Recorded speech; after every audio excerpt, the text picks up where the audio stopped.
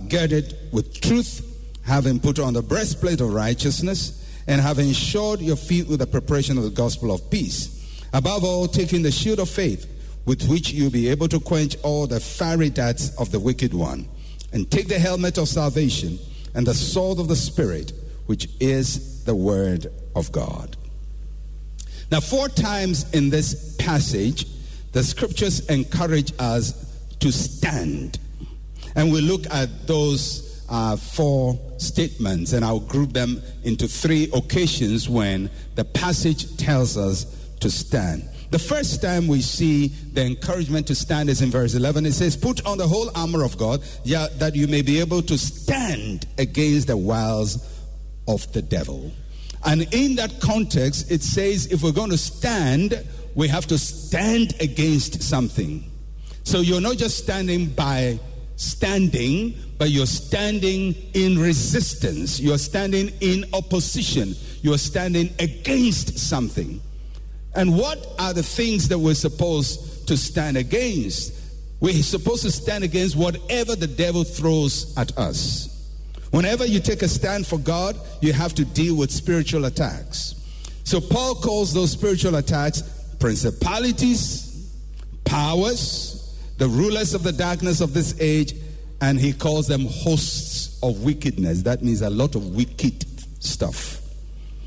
So for a person who resolves to live a holy life for God, there will be all kinds of things you have to stand against. The day you decide, I will stop smoking, somebody will smoke right in front of you.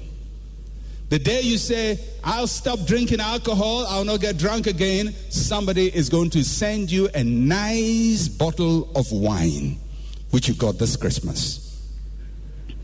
The devil is a liar. That Christmas present was not from God, because you had determined that you will not drink, and then they sent you a drink. It is something coming against you. The day you decide, I'm going to live holy, I will be faithful to my wife, then somebody comes around and gives you a call.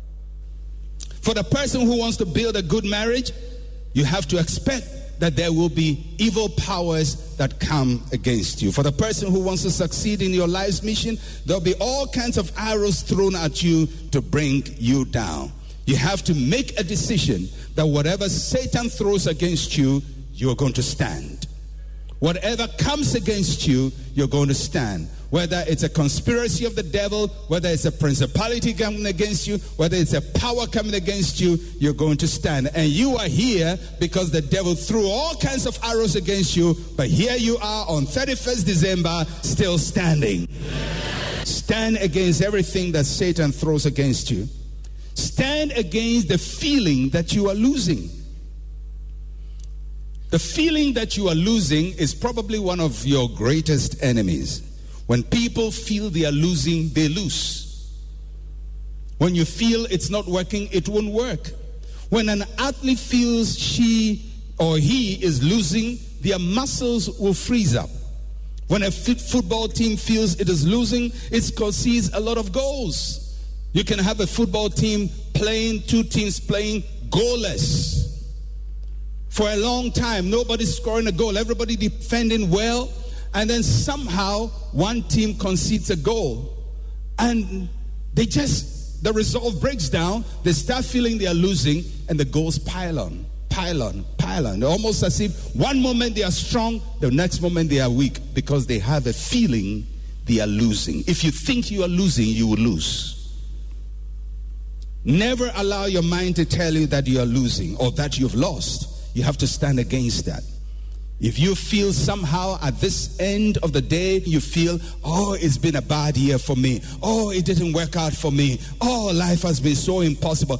I don't think I'm going to win. The devil is playing a trick on you. He's coming against your mind. He wants you to feel you are losing. And if you feel you're losing, you would lose. You have to stand against the spirit of weariness and tiredness. There's a story of a lady called Florence Chadwick. Florence Chadwick was a swimmer and the first woman to swim across the English Channel in 1950. And everybody hailed her as a great swimmer. She took on a challenge to swim from what is called Catalina Islands. It is off the coast of California in the United States. And she was swimming from Catalina Islands to the mainland California. It's a 26-mile distance. Florence Chadwick, who is a world swimmer, world class, everybody knew her as a formidable person, decided to take on this 26-mile swim. And as happens usually when you're swimming, you're not alone. There'll be other boats, and there'll be sometimes people, your coach, urging you on, keep on swimming, keep on swimming. So she starts swimming. And as she swam across, getting close to the California mainland, a fog developed. Thick fog cloud, and she couldn't see. And she kept going and going, but she couldn't see. And people were encouraging her. Actually, her mother was in one of the boats near to her and telling her, Florence, go, Florence, go, Florence, go. But she couldn't see, and she felt like she's going nowhere. She felt she's not making progress. She's swimming in circles because she can't see the end. So somewhere in that whole effort when she's swimming, and it's not that she's just exhausted, but just she can't seem to, she feels she's losing. So eventually she signals to the boat and says, I'm quitting. I can't swim any longer. So they picked her up. This is in 1952. They picked her up and took her to the coast.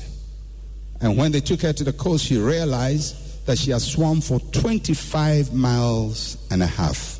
25 and a half miles. She had only half a mile to go. And she was later interviewed and asked, why did you quit? She said, because I couldn't see the coast of California. I couldn't see it. If the devil wants you to quit, he will make you stop seeing it. That it's over. It can't work again. The marriage is over. The business is over. Your life is over. Nothing is going to work. And when he puts that cloud in front of you, you may be the best swimmer, you may be the best athlete, you may be the most intelligent person, you may be educated to the highest level, but if he fogs your understanding and you don't see it and the fog just stays in front of you and you don't see it, you're going to quit. And I came here to tell somebody this morning, you've swum for 25 and a half miles. What is left is less than what you have conquered. You have worked hard, you have labored hard, you have stood firm, you have survived adversity, you have overcome impossible situations. Stand! Because right across the street, there is a victory waiting for you. Right across the street, there is victory waiting for you. Right across the year, God is bringing you into something bigger and better. God is bringing you into fulfillment. You've worked, you've done all the hard work already. Don't stop swimming. Don't stop running. Don't stop standing. Don't give up now. Tell somebody, I'm still standing. And I will keep standing. The greatest tragedies in life occurs when people work so hard and fail at the last moment because they are discouraged, they are weary, they've tried and tried and tried and tried, and they feel like they've made no progress. But I'm just here to tell you, you are making progress. You are swimming well. You are standing strong. Keep standing, keep swimming. You are making progress. You're going to get there. It's hard. Your muscles are weak. The storms are getting against you. The fog is blinding you. You can't see. But as you keep swimming, you are getting closer and closer to your destination. Keep standing. So Paul says to us in Ephesians, stand against the wiles of the devil. The second time he tells us to stand is in verse 13. He says, therefore take up the whole armor of God that you may be able to withstand in the evil day, and having done all, to stand. Having done all, to stand. Paul encourages us to withstand and to do everything we have to do to stand. Having done all, to stand. If you're going to stand, you have to do everything you have to do to stand. Do everything. Pull your intestines along. Pull your lungs along. Pull your heart along. Even when your muscles are tired, let your heart keep beating. Having done all to stand in, what Paul is saying is, don't be half-hearted about this thing. Don't be passive. Don't say, well, maybe I'll stand, maybe I'll stand, maybe it's good, maybe it won't be good, maybe I'll make it, maybe I won't make it. He says, do everything to stand. Do everything. So what are the things that we have to do to keep standing? We have to pray for grace to keep standing. We stand by grace. Pray that God will keep you and keep you standing. You have to do a lot of prayer because the battles of life require a lot of prayer and prayer for grace to keep standing. Pray. Seek God's face. Don't only just pray, but learn from people who kept standing. Look for the people who kept standing and saw God's faithfulness in the end. In the Bible, you see many records of people who stood. Abraham stood. At 75, he was told he was going to be the father of many nations. He's going to produce a great child, a promised child, through his wife, Sarah. The experience was so profound, he thought it was going to happen the next year. I mean, how are you going to feel if God himself shows up and says, I'm going to give you a child? I mean, that's not just another human being saying it or your doctor saying, it's possible you have a child. But God, Jehovah, comes and says you have a child. You would think it will happen next year. 75, it didn't happen. 76, it didn't happen. 77, it didn't happen. 78, it didn't happen. 80, it didn't happen. Whoa, did I hear right? 81, it didn't happen. 82, it didn't happen. 89, it didn't happen. He says, I'm sure he said, now my 90th birthday, God will give me a birthday present. 90, it didn't happen. 95, it didn't happen. 96, it didn't happen. 97, it didn't happen. More than 20 years have gone. 99. Finally, God shows up and says, next year about this time, your wife Sarah will laugh and embrace a child. From 75, you give a promise to an old man, and then you wait another 25 years. I mean, what are we talking about here? The man is old already. But the Bible says Abraham staggered not at the promise of God through unbelief, but was persuaded that faithful is he who has promised, who also would do it. Learn from Abraham. Keep standing. David kept standing. He was 17 years old in his hometown in Bethlehem. One day a bearded man came. He's called Samuel. He says he's a prophet. And he says God has told him to anoint David king. If you are anointed king at 17, you think the next year you'll be on the throne. And I'm sure he's rehearsing his wave, how he will wave as a king, how he will walk as a king. He's beginning to imagine himself as a king. But then life begins to get difficult for him. He goes to face Goliath, and then his father-in-law decides to mess up his life and conspire. The father-in-law, Saul, actually gave his daughter to David to trap him. What kind of father-in-law is that? And from then, he goes through the hardest period of his life. He's hiding in the wilderness. He's hiding in caves. At a certain point, he had to behave like a madman. He had to spit on his own beard. And he's going through all of that from age 17 till age 30. And he became king. David stood. David stood. And you will stand too. The Bible is full of stories of people who stood. But for me, the person who stood most in my reckoning, I appreciate Paul. I appreciate Abraham and David and all of those who stood. But listen to how Paul himself describes his story. And Paul stood. If you want to learn, this is what Paul describes himself in 2 Corinthians chapter 11, verse 23 to 28. This is what he says: in labors abundant, in stripes above measure, in prisons more frequently, in deaths often. In other words, I've been killed many times. Literally, it's not figure of speech. They stone him and kill him, and he comes out to life. Kill him and comes out to life. He said, I've died many times, in deaths often. From the Jews, 5 times I received 40 stripes minus 1, 39 lashes. 5 times. And when they lash you, those ones is not like the cane we used to be caned with in primary school. This lash, when they lash you, it tears off your skin. People don't survive it once. He survives it 5 times from the Jews alone. Then verse 5, 3 times I was beaten with rods.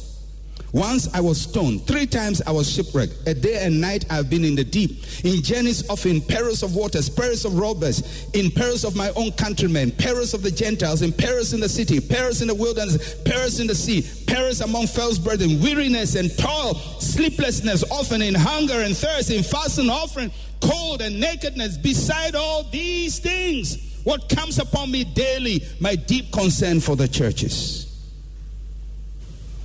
But he stood. Paul stood. You will stand too. You haven't received 39 lashes yet, have you? You've not even received it once. You've not been beaten by rods. You've not been stoned yet. I mean, a few enemies have come against you, imperils your neighbors, your friends, your cousin is always making life miserable for you, your business partner. Just one business partner is harassing your life. Look at Paul. He stood. Tell the person next to you, I'm going to stand. You have to learn from people who stood. Job stood. He says, I know that my Redeemer lives, and he will stand at the last day. He stood. You have to do everything you have to do to stand. You have to keep standing. Keep standing. Pray. Learn. Stand. You may fall sometimes, but rise up again. You may be discouraged, but encourage yourself. You may cry, but you will laugh again. Weeping endures for the night, but joy definitely will come in the morning. Whatever has come against you will come to pass. Nothing is going to stay permanent in your life to destroy you. It is an arrow against you, but you will stand, you will overcome. You will be the head and not the tail. And for most of you, the things you've been believing God for the last 20 years, guess what? You are quite close to it. It's just half a mile away. It's just half a mile away, and you are going to enter into it, and you're going to see it. Don't quit. Don't quit. Don't quit. Don't quit. Stand still and see the salvation of the Lord. Stand. And the final place that Paul tells us to stand is in verse 14. He says, stand therefore. I like it. Stand therefore.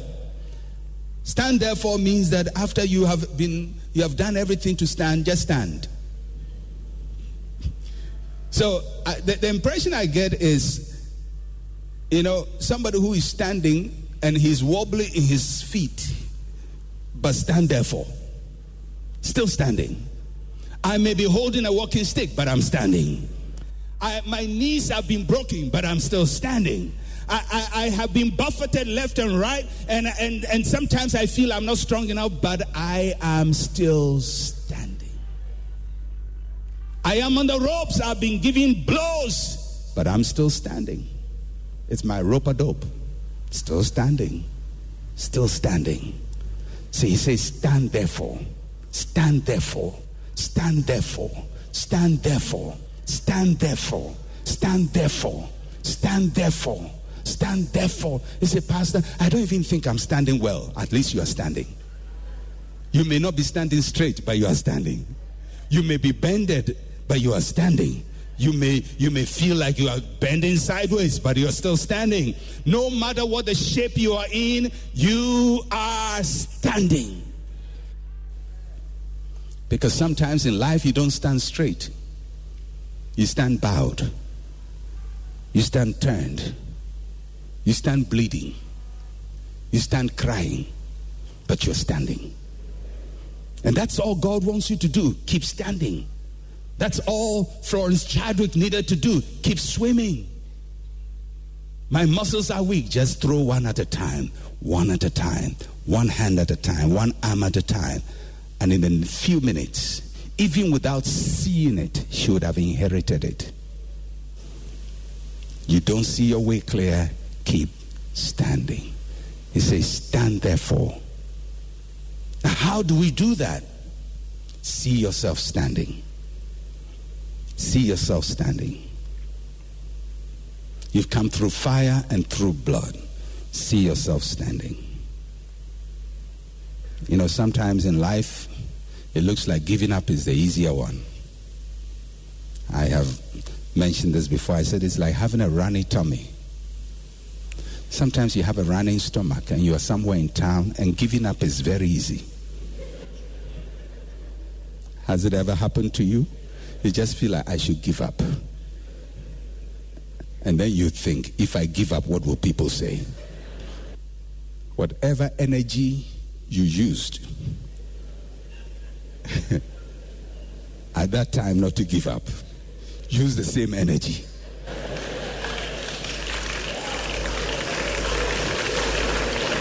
Your mind is playing tricks at you. And you're going through and say, I can't handle another 1 minute. Oh, but you handled it. Until you got to a safe place. Thank God for safe places. So you're going to stand. Somebody say, I will stand. See yourself standing. Put on the strength of God. You don't stand in your own strength. Stand one day at a time. One day at a time. You don't imagine yourself standing for 15 years. That can be very traumatic for you. But just say, I'm standing today. That's all I'm doing. I'm standing today.